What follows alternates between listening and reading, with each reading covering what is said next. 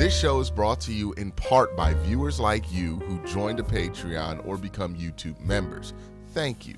And if you could, hit the like button and subscribe if you want more Browns-focused content. Hey, welcome to QnA, the show where I take your questions and answer them here in video format. Ton of questions to get into, so let's just jump into it. DSSD says this: Hey Q, Shadore fans, two major excuses are first team reps and the fact that the offense had so many injuries. However, I don't believe those two reasons can coexist. That the reason he wasn't great was because of first team reps, and the people he was on the field with were the people that he practiced with. Thoughts? There is something to that, right? The whole first team reps thing made a ton of sense when he was out there with a bunch of people that he had not practiced with. And, you know, with those guys, with the starters all being injured, he did get the opportunity to be out there with people that he practiced with. I do ultimately think, though, that the whole first team reps thing was kind of blown out of proportion. Like, did the first team reps in training camp matter? Very minimally. Like, honest to God, this is the most overblown shit I've ever heard in my life. Like, I don't think Shadore, you can excuse some of the downsides of Shadore's play because he didn't have first team reps in fucking July and August. Like, that's something I've never heard people go to the extent of. So I do think that the injuries, right, have an effect on his play. And the quality of player that he's playing with has an effect on his play more than the reps. And I think that's what was being lost. It's like, yeah, you didn't get a lot of reps with these guys, but these guys are way better, or supposed to be way better than like the third team guys you're working with.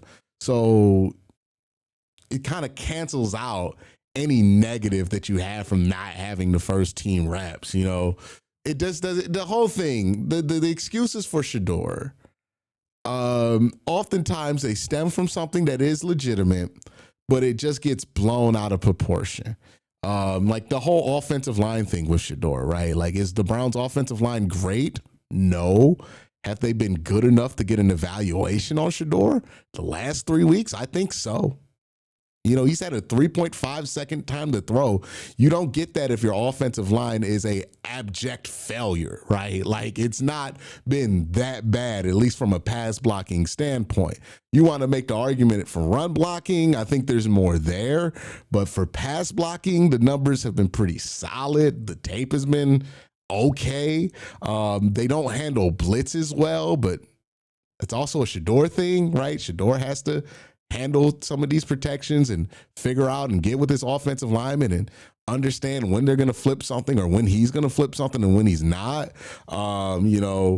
But when it comes to like them actually being able to block what's in front of them, their pass block win rate has been pretty fine. He's clearly had a lot of time to throw. Again, he leads the league in time to throw right now. So is it like this game-breaking thing that makes it impossible to evaluate Shadore? I don't think so. You know, is it something that has affected his play in a negative direction? Sure, right? I still think that you're not seeing these bad things just because the offensive line is bad.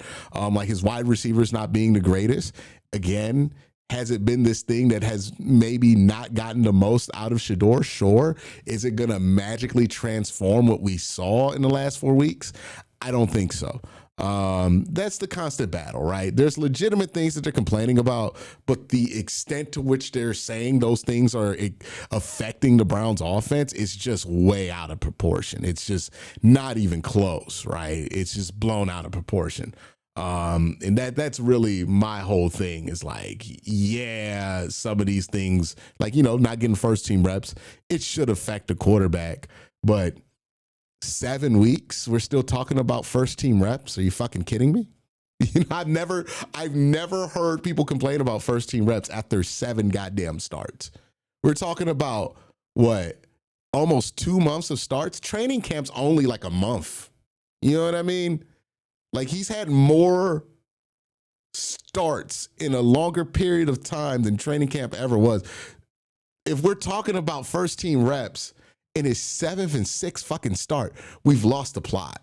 You know what I mean? Maybe the first game, you could talk about first team reps, sure.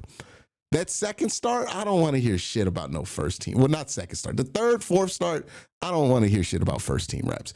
But people have entertained the conversation, so it's allowed to have a life of its own. But really, we're talking about first team reps after guys had a month and a half of reps with these guys. It makes no sense to me. It's ridiculous. Patchy the Pirate says this. In your opinion, what's the biggest concern to address in the offseason after today's game? I would say it's far and away the O-line. Forget the pass game. Judkins, 1.4 before contact per PFF. No running back in the league would have success behind this line.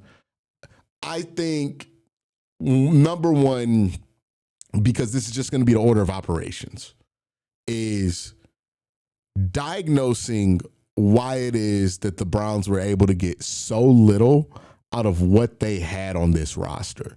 And why it's been the case for the last 3 years, that from an offensive line blocking standpoint, especially in the run game, we've been able to get so little out of what they have on the roster.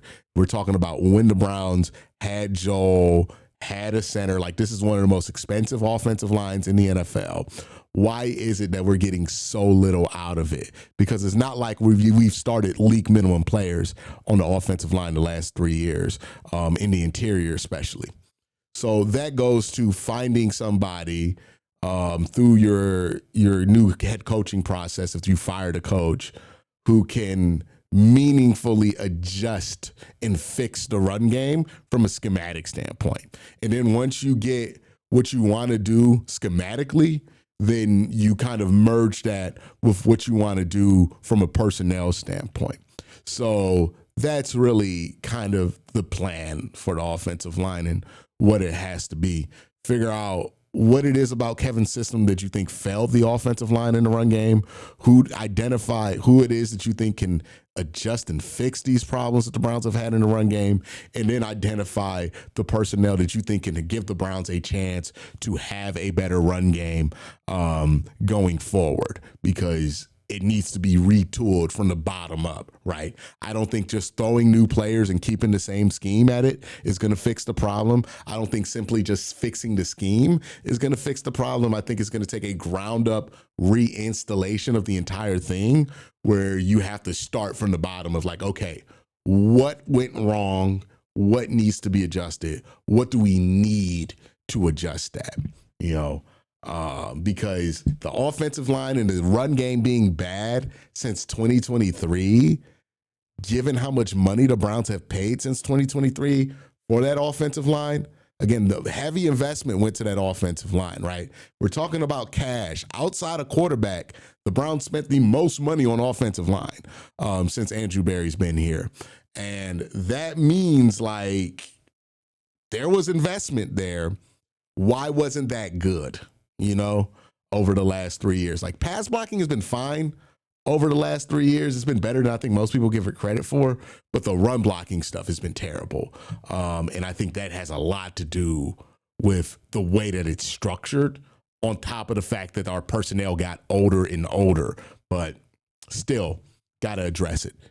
Jay Carr says this: what's your favorite Kevin Stefanski moment ever with the Cleveland Browns? That is a great question. I can't wait to answer it, but I got to thank my sponsor, Sleeper, first. Real quick, just want to let you guys know Sleeper has a new offer here.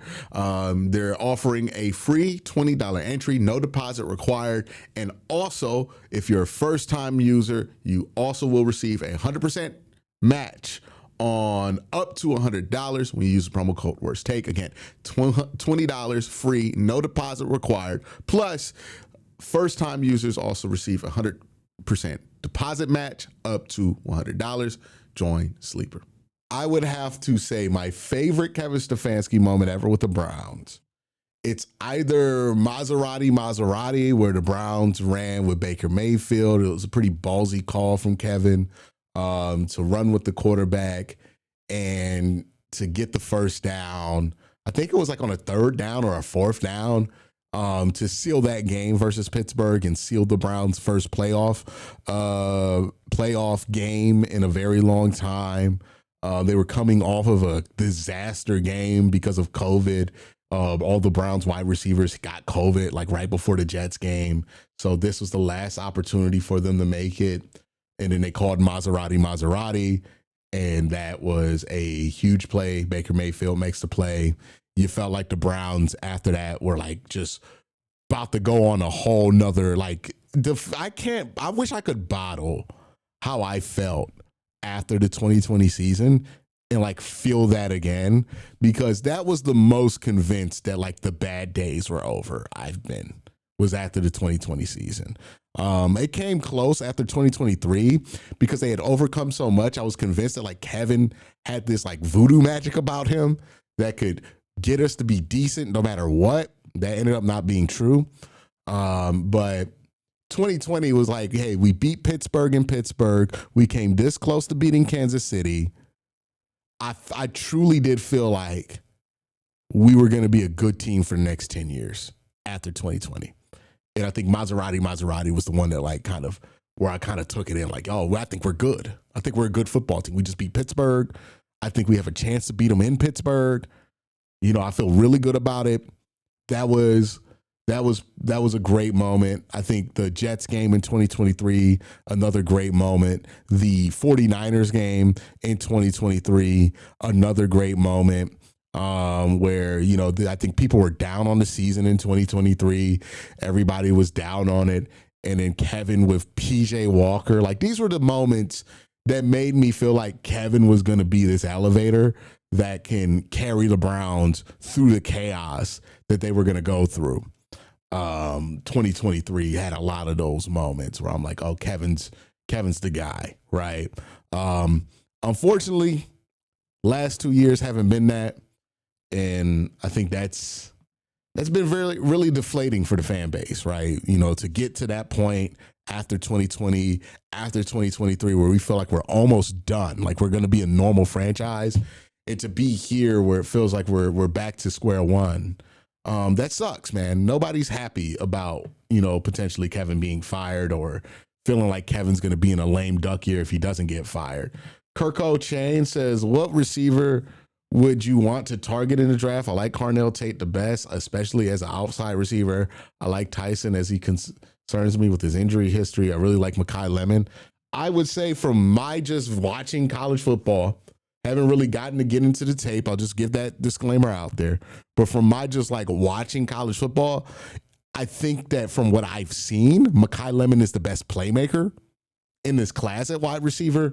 And that's a position where I love playmakers, right?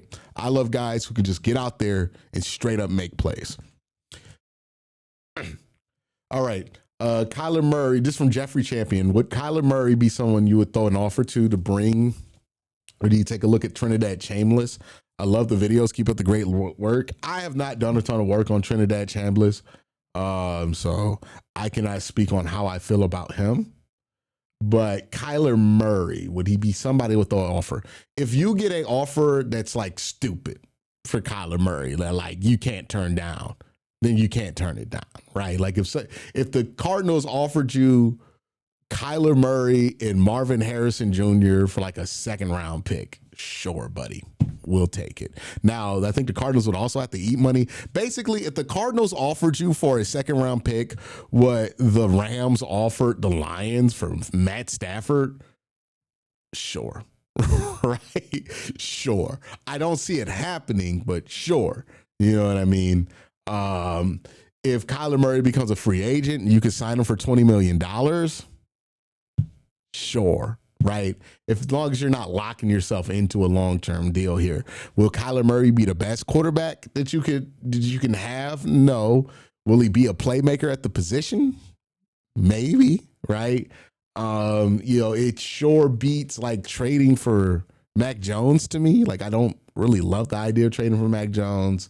Maybe I'm wrong on that. Maybe I'll watch more Mac Jones, what he did in San Francisco. Maybe I'd be more impressed with it. From my just watching the league this year, I'm not really excited about that idea. You know, it would certainly be more comfortable than giving a big bunch of money to like Malik Willis, who has only played like 3 games. You know, Daniel Jones off an Achilles. Like, yeah, if those are your options, then yeah, sure, why not Kyler Murray? Would he be somebody I'd be like thrilled about? No, but would he be better than like sitting on your hands and doing nothing? I think so. So, there's a balance, a tightrope you got to work there with whatever the Browns want to do with quarterback. But yeah, Kyler Murray, I'd be interested in very specific circumstances. Nathaniel Hirschberger says, if Kevin is so highly sought after outside the Browns organization, is there a chance that Laser Eye Andrews could trade him for a draft pick? That's going to be interesting, right? Because we're hearing so much about how Kevin is going to be hired right away. And, shout out to Kevin's team. They've done a good job of putting that out there. And that has to be reciprocated by like some general manager. So Kevin must have a great reputation amongst the league, which we've known about for a while, right? Kevin's had a great reputation amongst league executives and all of that. And people think highly of him. You can see how the players think of him. Here's my thing, though. If Kevin is so highly sought after, then you should be able to trade him. Like if he immediately becomes the top contender for a job, then you should be able to trade him. It kind of reminds me of the whole Baker Mayfield thing, right? Right before the Browns decided to trade Baker, there was all this smoke about how Baker Mayfield would be traded for immediately. People would take him the next day, and the Browns would be able to move him immediately. It took us like 4 fucking months to trade Baker Mayfield, right? With Kevin, it's like it feels like there should be a market, but I feel like it's more smoke than anything because I don't think anybody's willing to give you a draft pick over Kevin. They're willing to hire Kevin potentially or consider hiring Kevin if he gets fired, but they're not going to trade for him, So kind of reminds me of that whole situation. The parallels to Kevin and Baker are not the most comforting thing in the world, man, if they go that direction. But it is a thing that exists. Got to be honest about it. Zoinker Mike says, hey, Q, after looking at Miles' numbers compared to the Hall of Fame pass rushers, he could be on track to pass over 200 sacks in his career, given good health. What do you think? I think Miles is going to have another season like this and cement himself as the greatest pass rusher of all time. I think this isn't going to be the peak of Myles Garrett. If the Browns get a good offense in here within the next couple of years, I think Myles can hit 25. I truly do think Myles can hit 25. He's just so much better than he was at the beginning of his career. He's so much better than he was 3 years ago. And he just seems like the kind of guy who's going to age like fine wine over his career. He's so skilled as a pass rusher. He's good at stuff that can age well. And I think he can get 200 sacks if he wants it. If he wants to play long enough to get to 200 sacks, he'll get it. And I think he's probably going to have another big boost by having another 20-plus sack season in his career. I think he has another one in him for sure. But appreciate the question from you, Zoink. Tracy says this, is Ty Simpson a realistic target if he declares and Moore Mendoza go 1-3 in the draft? Sure. Ty Simpson's an interesting one, right? Because at one point he was playing so good that he was in that conversation with Moore Mendoza, but he's been so iffy after the Missouri game that you get nervous about him, right? Not the biggest guy in the world, kind of relies on tight windows too much.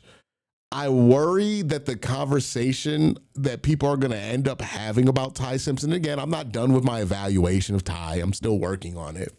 But I worry that the evaluation of Ty Simpson will end up being one of those like, oh, he could be insert blank quarterback that's not that good, right? Like Ty Simpson feels like a perfect candidate for the he could be Bo Nix or the he could be Kirk Cousins or the he could be this, right? Like to convince yourself to overdraft him, you have to convince yourself that he could be a quarterback that you'd be okay with, but not thrilled about.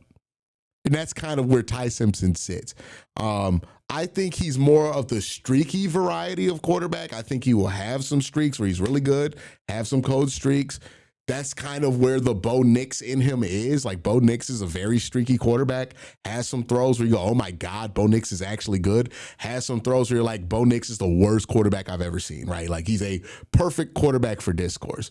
I feel like Ty Simpson falls in a similar category, or at least will be in a similar category where we're sitting there thinking to ourselves, he could be Bo Nix. And that's a recipe for the Browns to draft somebody at like pick 22. And that's like a recipe for the Browns to make a mistake at quarterback. Every time they take somebody in like the 20s, it never works out. But yeah, that Ty Simpson, he could be a target. If you feel like that's better than any other option, then sure. If you're higher on him than me, then sure. If you have to convince yourself he could be Bo Nix, I would have a giant red flag about the idea of drafting him in general. Just because, like, even if you get him in the second round, it's like how many, day 2, day 3 quarterbacks do we want on the roster at this point? Like day 1 guys, if you think he's a top 10 pick, I have no problem with taking a quarterback. We want to take another quarterback in the 3rd round, man. I don't know. I don't know if I got it. Being honest.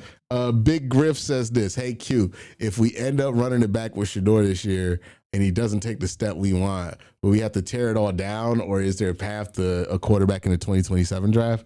Right now, as we speak today, January 5th, 2026, the Browns have a better path for quarterback in 2026 than 2027 because at least they have that extra first-round pick to move.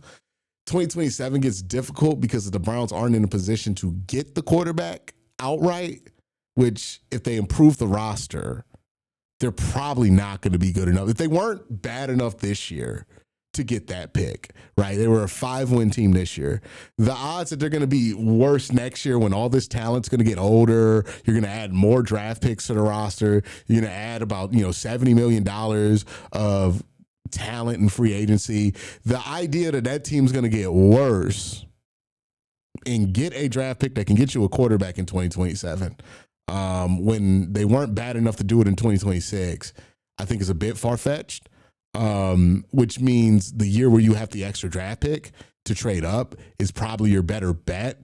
If the Browns end up with like the 8th or 10th pick next year, they got no avenue to make a move because they don't even have the extra pick in this year's draft to move. Now, if they end up with a second extra first in 2027, maybe we could talk about it, but I really don't think there's a path for the Browns to get an extra first in 2027. Even if they trade back this year, I don't see anybody giving us their 2027 first. I just don't. I don't think it's that high in demand of a pick to move up to.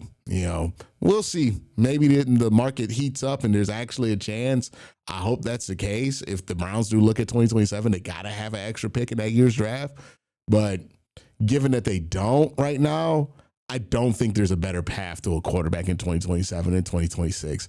I think, you have to plan for 2027 being a year where there's maybe 2 quarterbacks, 3 if you're lucky. And you got to ask yourself, do you think the Browns are going to be bad enough to get those quarterbacks? If they were a 5-win team this year, if they improve by the same amount next year, they'll be a 7-win team next year, which is like pick 14. You see the problem here, right? I don't think people are factoring in that the Browns are probably going to get better as the years go on, as they add more talent to this team, and that's going to affect the win-loss record and affect their ability to move up, Whenever people are like, oh, let's just kick the can to 2027. It's like, well, how are you even going to make the move? Nobody has an answer for that because nobody can, because there's no good answer for it.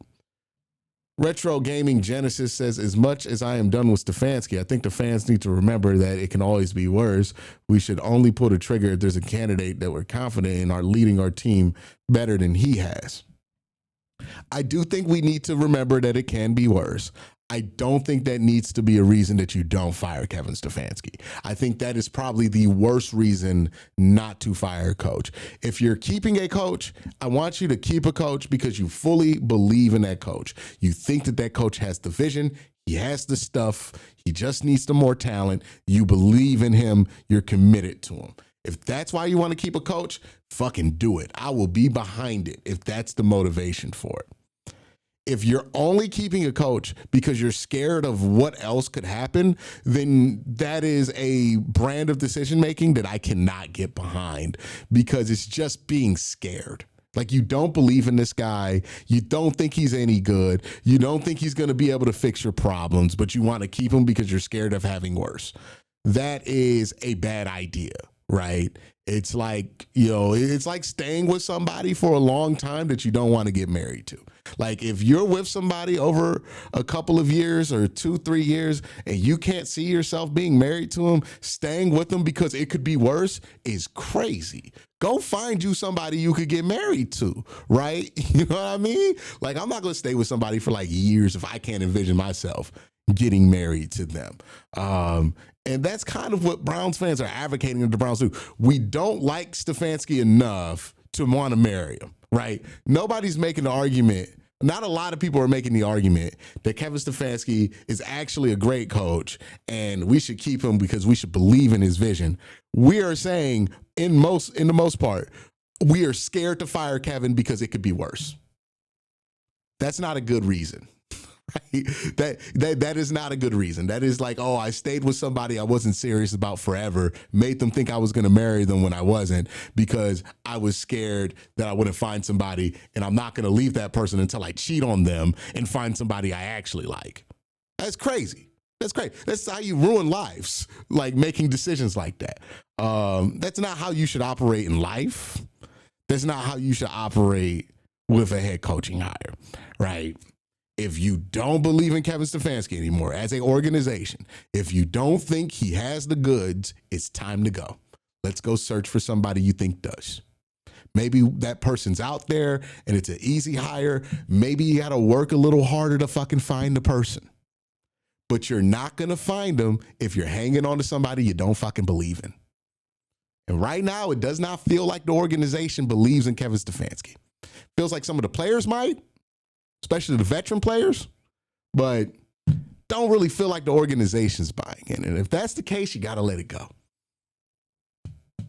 It's really that simple, I feel like we're at the point, like it's funny how firing a coach goes. At the beginning, when somebody suggests firing a coach, everybody's for it. Everybody's for it. But the closer and closer to that shit being real that you get, people get cold feet. People get cold feet all the time. This happened with Freddie Kitchens too. Right before the Browns fired Freddie Kitchens, people were like, well, are we sure he's that bad or was he just inexperienced?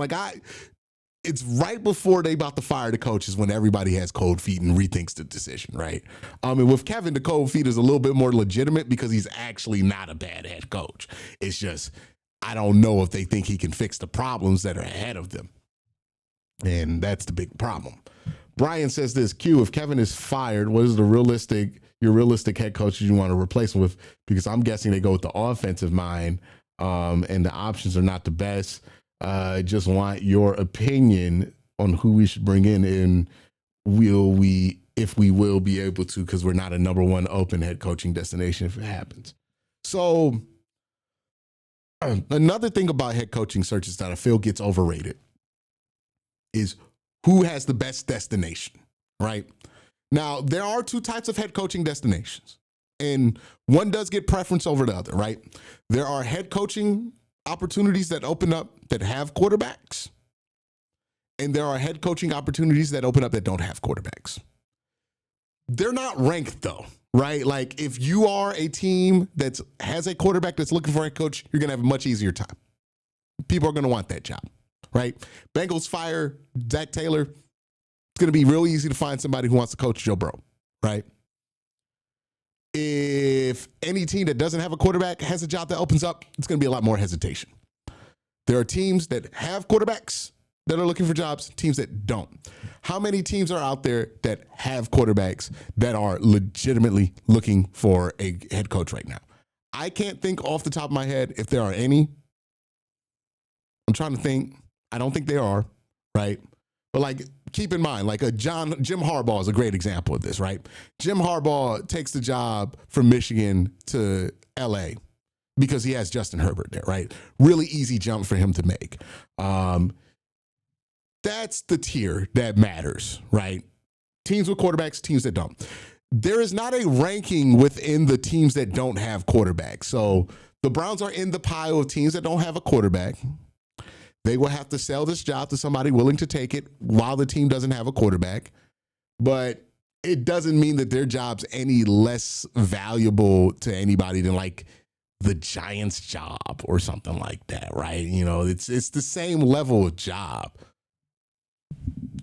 The Raiders job might be like, if we're looking at all the jobs available, they're all potentially in the same category, right? I think the Titans are hoping that somebody loves Cam Ward and views that job as a job with a quarterback, similar to how Mike Vrabel viewed the New England Patriots job. I don't know if that's the case. I don't think Cam Ward's the same level of prospect that Drake May was. So I don't think that's guaranteed at all. The Giants job is just as attractive as the Cleveland Browns job. Both teams don't really have definitive answers at quarterback, and you could be very in or out on Jackson Dart, right? The same way that people are going to be very probably out, but maybe somebody's in on Shadore Sanders. It's the same level of job opening there. I don't think it's going to be seen as that much different. The Cardinals job opening up, I don't think they view that as much different than the Browns job. The Raiders job opening up, I don't think people are going to view that as that much different. Again, maybe they have a high opinion of the quarterback class and they jump on that because the Raiders do have the number 1 overall pick.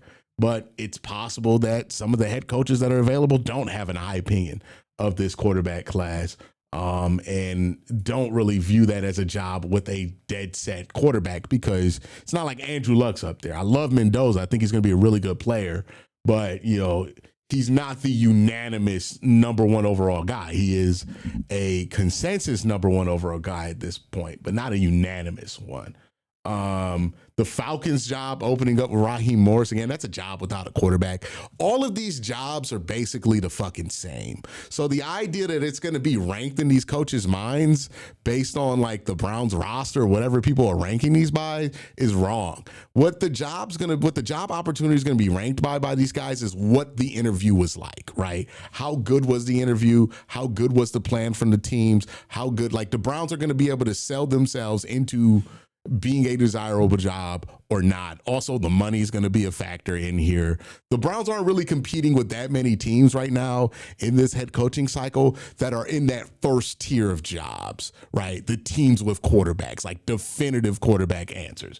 Those teams have access to different candidates, but everybody else the Browns are competing with, they're all going to be interviewing the same people. You know what I mean? They're all going to have access to interview the same people, because I don't believe that any of these jobs are that much better than the other one that you can take them out. We're used to ranking this shit on lists, and that makes us think that it's ranked like that, but it's really not. They're all jobs without a quarterback, and I think that means that none of these jobs are seen as like unbelievable or that much better than the other. So you'll be able to get who you want if you're able to make the pitch that really resonates with them, and you're able to offer a competitive enough salary to allow them to take the position. But that's really what it's going to come down to. That's my thoughts. Let me know your thoughts in the comment section down below. Y'all have a great day. Have an even better night. Peace.